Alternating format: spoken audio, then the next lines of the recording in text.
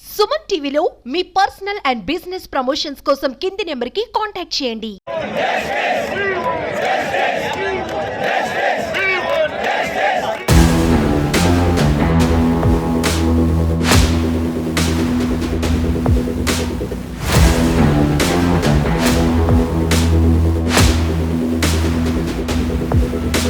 విశాఖ ఉక్కు తెలుగోడి అకౌంట్ 1307 రోజుల నుంచి ఉద్యమం నడుస్తూ ఉంది.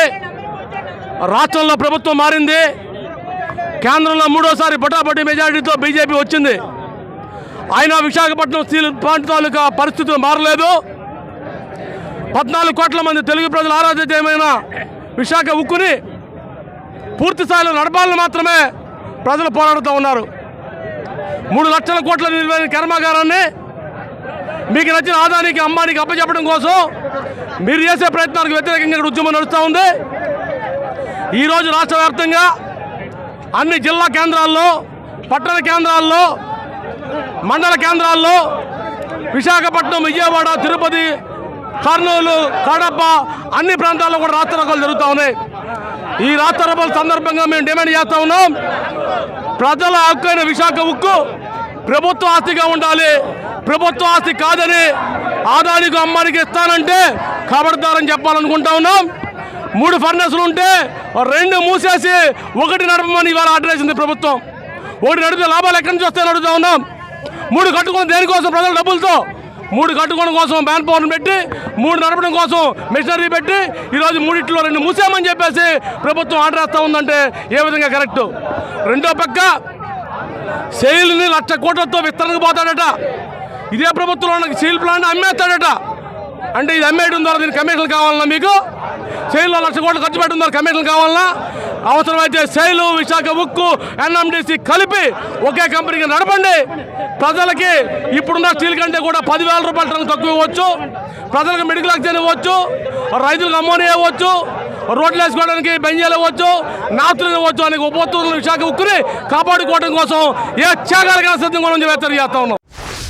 ప్రభుత్వం కొనసాగించాలని చెప్పి 1300 రోజులుగా పోరాడుతున్నప్పుడు కూడా కేంద్ర ప్రభుత్వం ఇంకా కనికరించకుండా ఇంకా తాచారం చేసి స్టీల్ ప్లాంట్ మూసేసి ఆదానికో అంబానీకో జిందాల్కి అమ్మడానికి ప్రయత్నం చేస్తుంది. రాష్ట్ర ప్రభుత్వం ఈరోజు కేంద్రం నడుస్తుంది అంటే మన రాష్ట్ర ప్రభుత్వం నడుస్తుంది కాబట్టి మేము చంద్రబాబు నాయుడు గారిని డిమాండ్ చేస్తున్నాం. సార్, మీరు ఓన్ అమరావతి, పోలవరం కాదు, విశాఖ స్టీల్ ప్లాంట్ కూడా ఈ రాష్ట్రానికి తలమానికం. ఇలాంటి స్టీల్ ప్లాంట్ ఇంకా ఈ జన్మలోకే రాదు.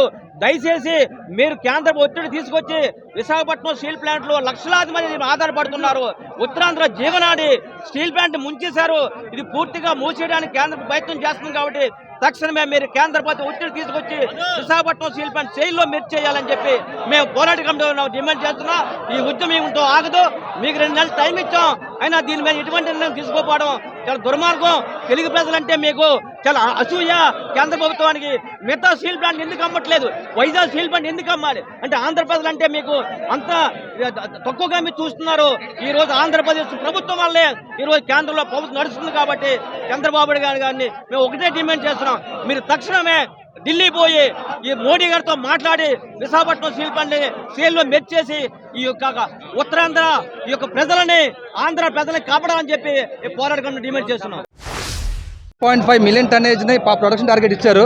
ఫస్ట్ ప్రొడక్షన్ మీట్ అవ్వాలంటే రా మెటీరియల్ ఉండాలి.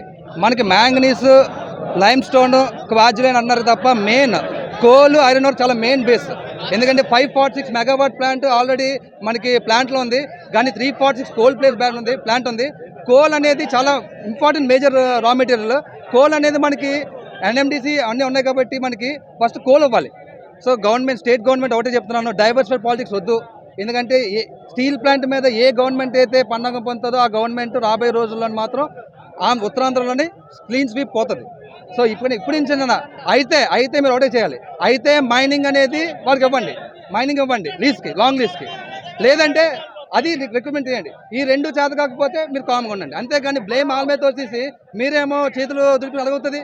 సో ఇక్కడ నుంచి ట్రాన్స్పరెంట్ పాలిటిక్స్ చేయండి. ఫస్ట్ మైన్స్ ఇవ్వండి, అన్నీ ఇవ్వండి, ప్రొడక్షన్ తీయండి. అప్పుడు వాళ్ళు చేయకపోతే అప్పుడు మీరు ఫర్దర్గా ప్రైవేటైజేషన్ నుండి ఆలోచించండి. ఇప్పుడు ఇక్కడ అందరూ కూడా కార్మికులుగా ఉన్న, గాజోక వాసులు కూడా ఒకటి డిమాండ్ చేస్తున్నారు, సేల్లో మర్చేయమని. సో దయచేసి ట్రాన్స్పరెంట్ రాజకీయం ఇప్పటి నుంచి స్టార్ట్ చేయండి.